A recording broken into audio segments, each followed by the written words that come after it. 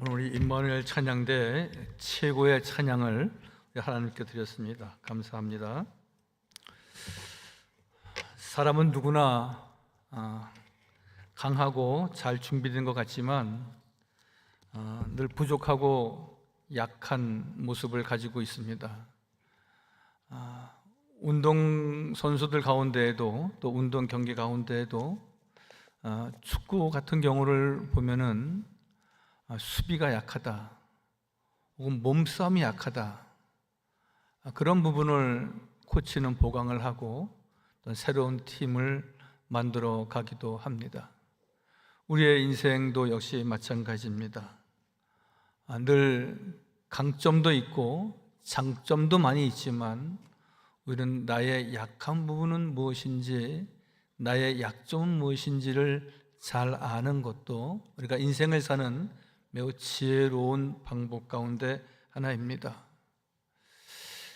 저의 약점을 이야기하라면 저는 좀 세세하고 꼼꼼하지 못하다는 생각을 많이 갖습니다. 좀 아는 척하고 또 잘하는 척하면서 한번 임직식 사회 때 축도 순서가 노량진 교회를 원로 목사님이신 림인식 목사님이 축도 순서가 되어 있었는데 순서지를 보지도 않고 잘난 척하면서 청량리 중앙교회 림택진 목사님이라고 계신데 임인식 목사님 나와서 축도하시겠습니다. 그래야 되는 것을 임택진 목사님 나오셔서 축도하시겠습니다. 그런 오를 범한 적이 있습니다. 꼼꼼하게 순서지를 보면서 하면 되는데 내가 순서지 다 이제 안다 생각하고 그런 실수를 한 적이 있었습니다. 저는 신체적으로도 그렇게 강한 사람은 되지 못합니다. 10대 때, 20대 때까지 저는 늘 육체의 가시 때문에 늘 넘어지는 사람, 밥을 먹을 때에도, 길을 갈 때에도, 공부할 때에도 그냥 졸도하고 쓰러지면서 그렇게 20년을 보내기도 했습니다.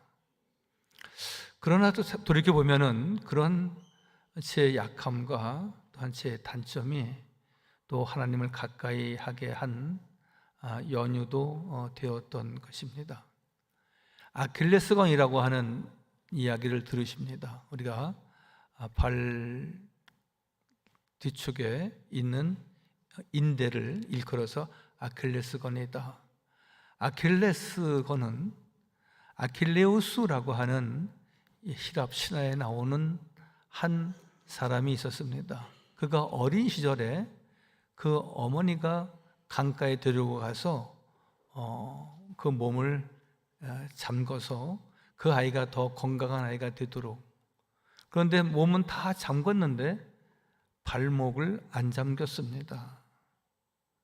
그래서 그 아킬레우스가 자라면서 큰 힘을, 삼손과 같은, 삼손보다 더 큰 괴력을 갖고 있었던 소유자였는데 발목에 물을 잠그지 않은 연유로 해서 그 발목에 한 전투에 나갔다가 화살을 맞아서 죽었다는 이야기입니다.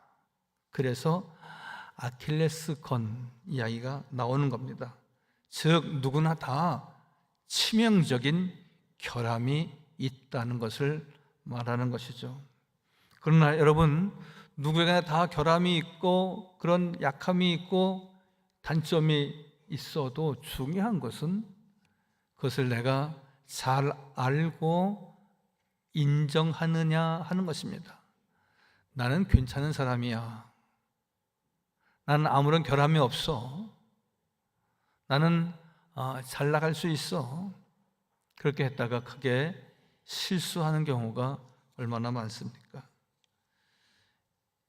우리의 약점은, 우리의 약한 부분을 인정하고 나아갈 때에 우리는 분명히 강하고 능하신 하나님을 인정하고 하나님께 가까이 나아갈 수 있는 길이 되어지는 것입니다. 그 예로 우리는 모세를 들 수 있습니다. 모세는 이스라엘 백성들을 애굽에서 인도해낸 최고의 지도자입니다. 그가 소명을 입고 부름을 받았을 때에 모세가 하나님께 하는 말이 있었습니다. 나는 말이 어둔한 사람입니다. 자기의 약점을 아는 사람이었습니다. 자기의 약점을 인정했습니다. 그러나 그러기에 하나님께서 그에게 말하게 하셨고 또 아론과 훌을 붙여서 이스라엘의 놀라운 역사를 이루게 하셨습니다. 신약에 와서 사도 바울을 꼽습니다. 12명의 제자 가운데 있지는 않지만 그 12명의 제자 가운데 더 그 위에 있는 상위에 있는 최고의 복음 전도자이고 예수님의 제자입니다. 그는 이야기합니다. 나는 육체의 가시가 있는 사람입니다. 3번씩이나 나는 아니지 않습니까? 하나님 앞에 자기의 연약한 부분을 고백했지만 그는 그 약한 육체 때문에 더욱 하나님만 의지하고 주님만 바라볼 수 있었다는 것이죠. 괜찮았다면, 건강했다면, 아무런 문제가 없다면 아마 자기 잘난 척하고 자기 공로라고 생각하며 지내지 않았을까요? 여러분, 바울과 모세뿐만이 아니라 삭개오를 보십시오. 삭개오는 키가 작은 사람이었습니다. 늘 그 일로 인하여서, 그 신체적인 결함으로 인하여서 그는 늘 위축되고 그리고 많은 사람들이 있는데 가지 못하고, 그런 그가 주님을 만나고자 동리에 예수님이 오셨을 때에 키도 작고 몸도 약하니까 그 군중 사이로 비집고 나갈 수 있는 여지가 없었습니다. 그러나 보십시오, 그가 키가 작았기 때문에 자기의 결함이 무엇인지 알았기 때문에 그는 높은 나무 위로 올라갔습니다.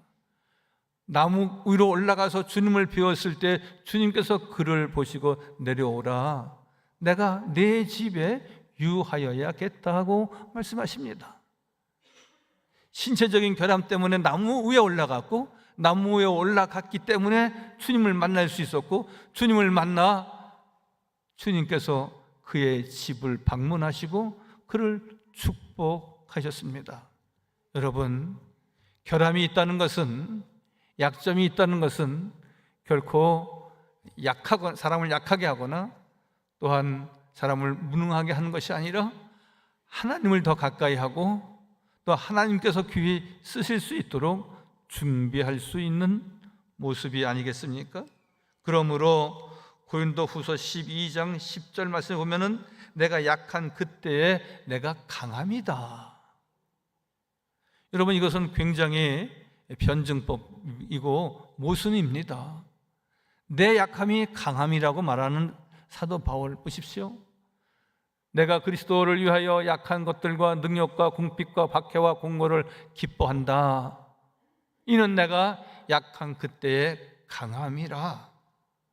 사도 바울은 언제나 연약한 자기를 주님이 쓰신 것에 대해서 기뻐했을 뿐만이 아니라 내가 약하니까 늘 주님을 의지하게 되고, 내가 약하니까 십자가 바라보게 되고, 내가 약하니까 우리 여호와 하나님 바라보고 여호와 하나님께 참 소망을 두는 사도 바울은 최고의 지도자이고 복음 전도자로서 늘 부족함이 없는 사람이었던 것을 우리가 잘 안다면, 여러분, 누구나 다 자기의 신체적으로나 또한 성격적으로나 늘 부족한 것이 많이 있고 결함투성이일 것입니다.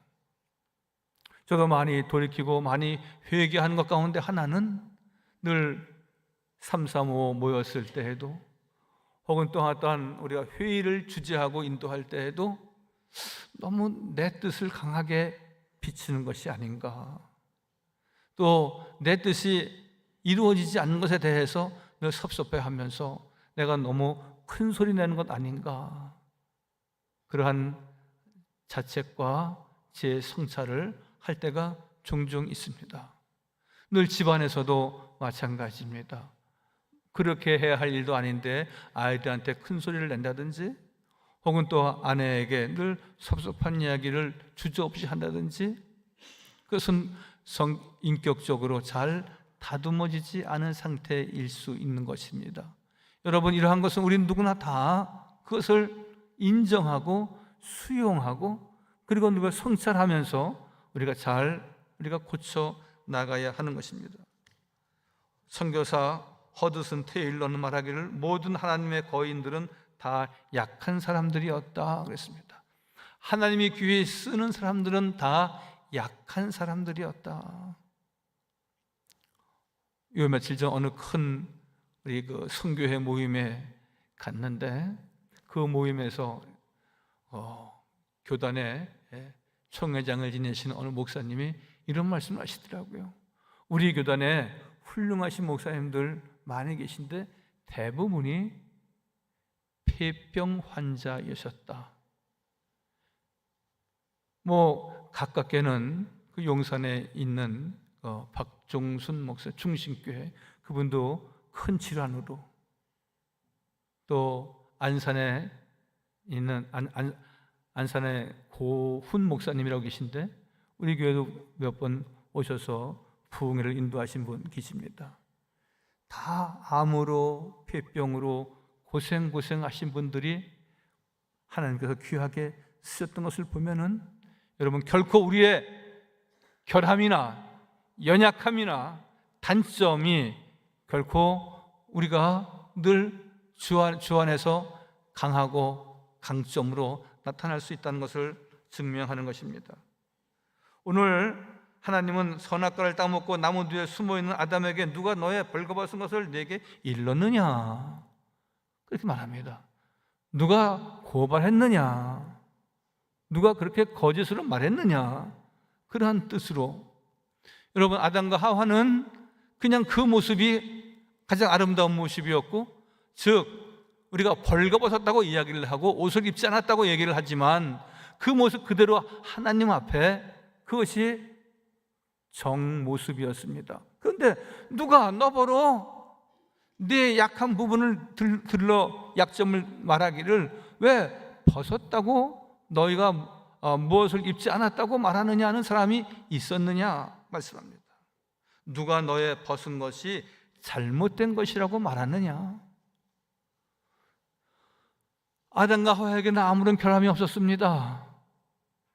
그 옷 입지 않은 그 모습이 원래의 원 모습입니다.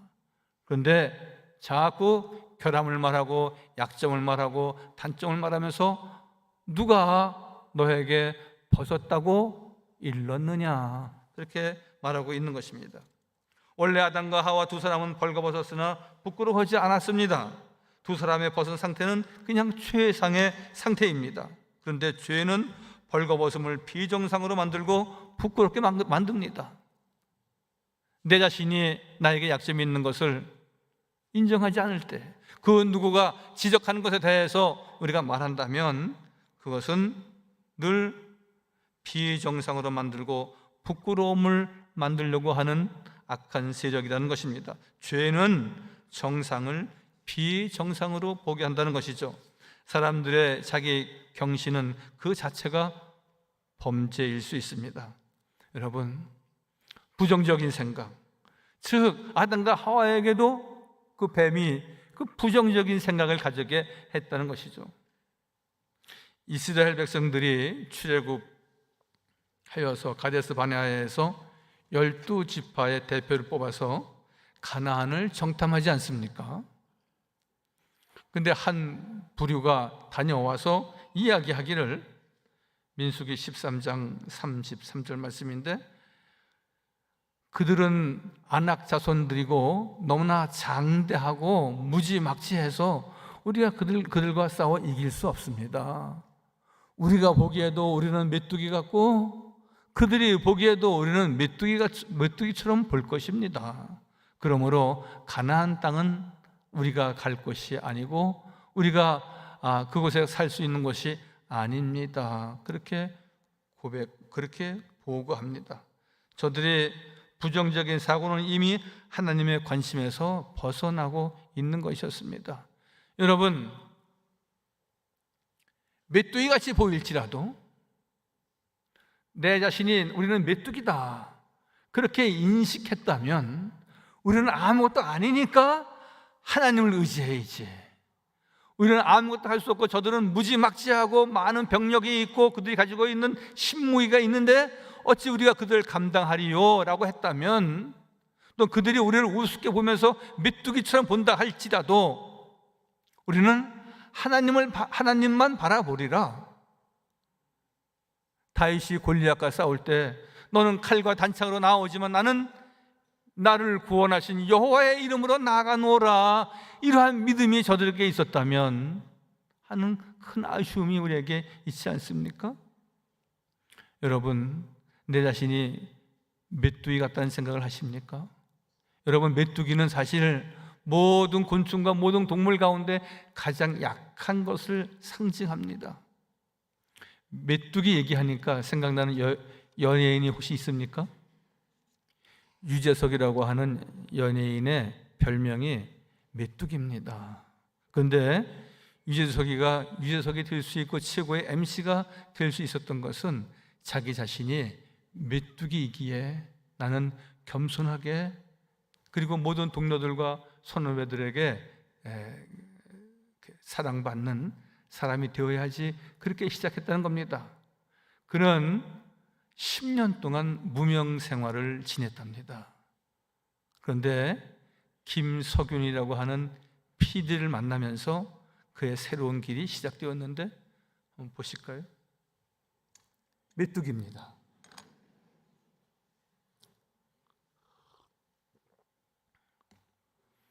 코미디 프로에서 가장 잘 나갔던 사람들은 이 당시 우리 무명 시절에, 유재석 씨가 무명 시절 때 강호동, 남희석, 이휘재 이런 사람들이 최고의 스타덤에 오르던 시절에 사실 유재석 씨는 저렇게 보니까 메뚜기처럼 생겨갖고 별로 탐탁하게 여기지 않았답니다. 그런데 한 PD가 당신은 이 탈을 쓰십시오. 당신은 그러면 코미디 프로에서 버라이어티 프로그램으로, 그 시티콤 프로그램으로 크게 될 수 있습니다.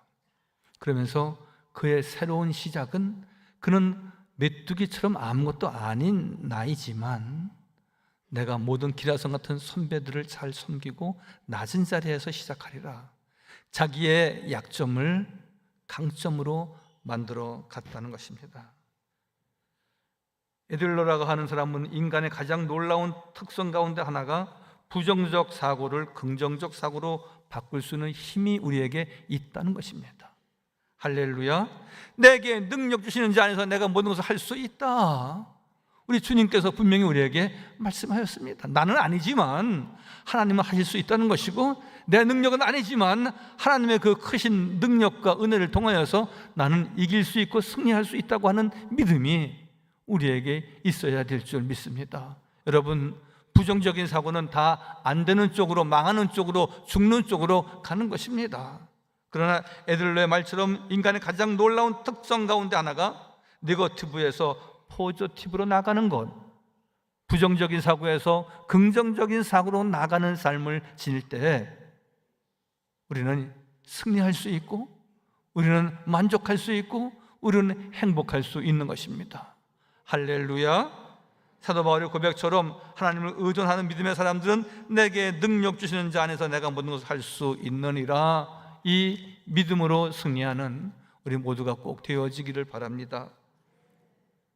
여러분, 하나님이 우리를 예쁘다고 하시는데, 하나님이 우리를 괜찮다고 하시는데, 하나님이 우리를 늘 승리할 수 있다고 하는데 우리는 나는 안 돼, 나는 이제 끝이야, 나는 아무것도 할 수 없어, 우리가 낙심하며 자기의 약점을 강점으로 만들지 못하고 넘어지고 우리가 늘 낙심하는 일이 없어야 할 것입니다.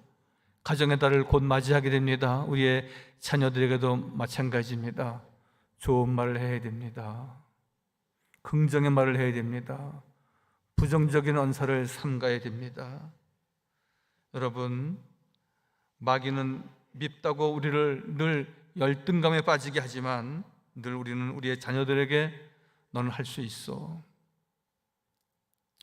너는 하나님의 사람이야. 엄마는 늘 너를 위해서 기도하고 있어. 어찌 그들에게 결함이 없고 단점이 없고, 여러분, 부모가 보기에 우리의 아이들은 10가지, 100가지 아쉬운 것 뿐입니다. 그러나 그것으로 인하여서 늘 너는 안 돼. 너는 재주가 무재주야. 네 아버지를 보니까 너도 그래. 여러분, 그렇게 하면 아이들이 자라날 수 없는 것입니다. 여러분, 누구나 다 낙심천만해서 슬피 울 때가 있는 겁니다. 그 대표적인 사람이 누굽니까? 대선지자 엘리야가 450명의 바알 선지자와 갈멜산에서 싸워서 이겼습니다. 그러면 모든 것을 다 450명과 겨루어서 갈멜산에서 엘리야가 이겼다니까요.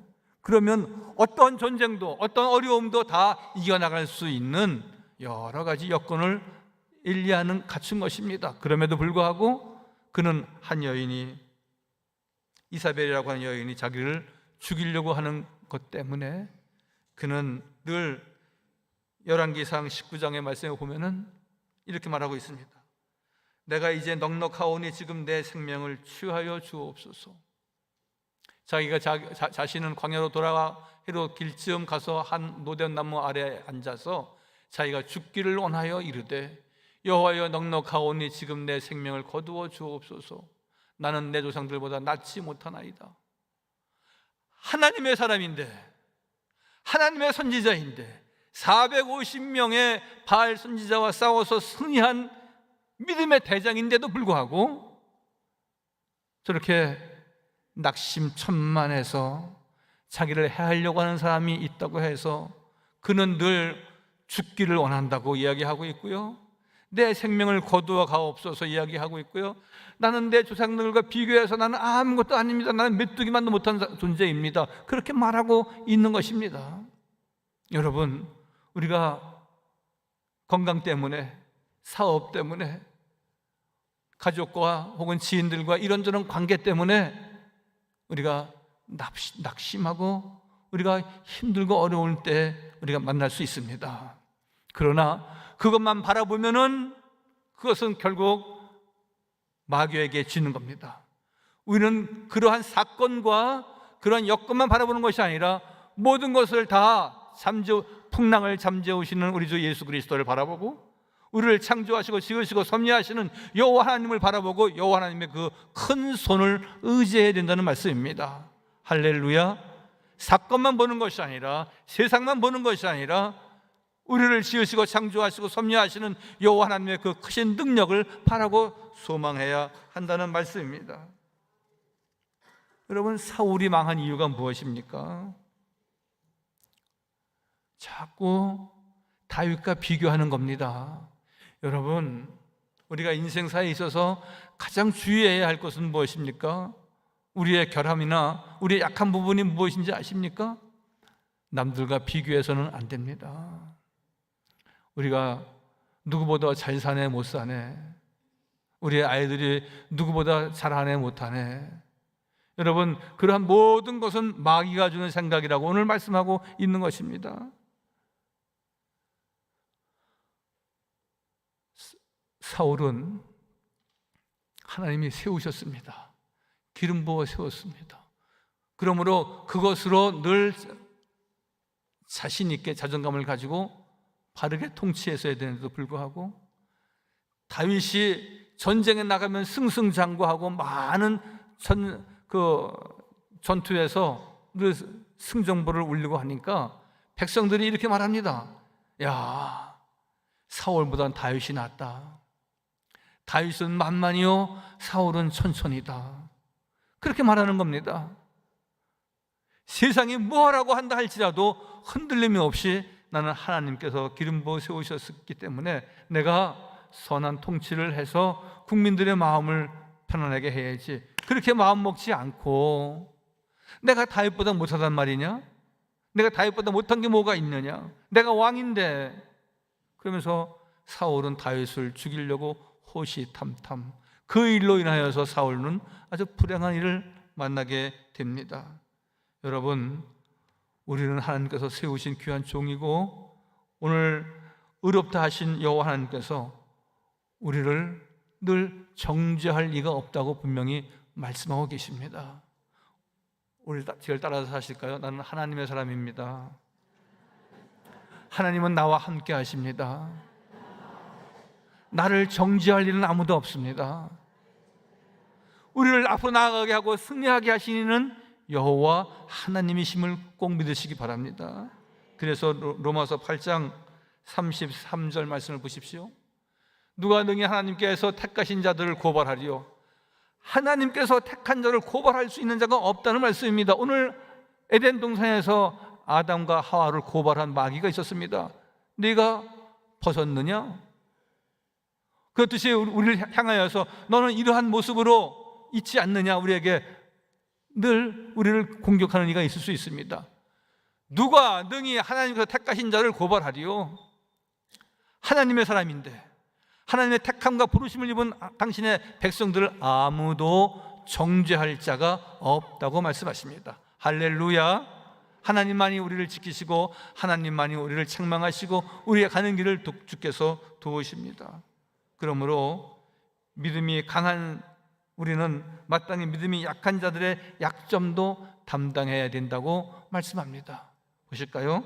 로마서 15장 1절 말씀도 믿음이 강한 우리는 마땅히 믿음이 약한 자의 약점을 담당하고 자기를 기쁘게 하지 아니할 것이라. 여러분, 우리는 믿음의 사람입니다. 믿음이 약한 사람도 우리가 도와줄 수 있어야 됩니다. 그 약점을 계속해서 나쁘게 얘기하고 계속해서 후빈다면 어떻게 되겠습니까? 처음 나온 교인입니다. 교회 아직 정착하지 못한 교인이 있을 수 있습니다. 여러분들 친절하게 상냥하게 주님의 사랑으로 맞이해야 됩니다. 누구나 다 부부간에 가족간에도 마찬가지입니다. 10사람이 뛰면은 1등도 있고 꼴등도 있습니다. 가족이 5식구고 4식구면은 그 중에 믿음이 출중한 사람도 있고 믿음이 약한 사람도 있습니다. 믿음이 강한 사람이 약한 사람을 붙잡아 주어야 하는 것입니다. 늘 주 안에서 하나님께서 우리를 강하고 담대하게 믿음을 갖도록 우리를 택하고 부르셨는데, 누구나 다 약한 모습이 있고 약점이 있지만 그 약함을 인정하며 주 앞에 나갈 때 하나님께서 우리를 강하게 하시고 능하게 하시고 늘 승리하는 삶을 우리 모두에게 허락하여 주실 줄 믿습니다. 할렐루야. 감사하신 아버지 하나님, 의롭다 하신 이는 하나님이시니 누가 우리를 정죄하리요 말씀하셨습니다.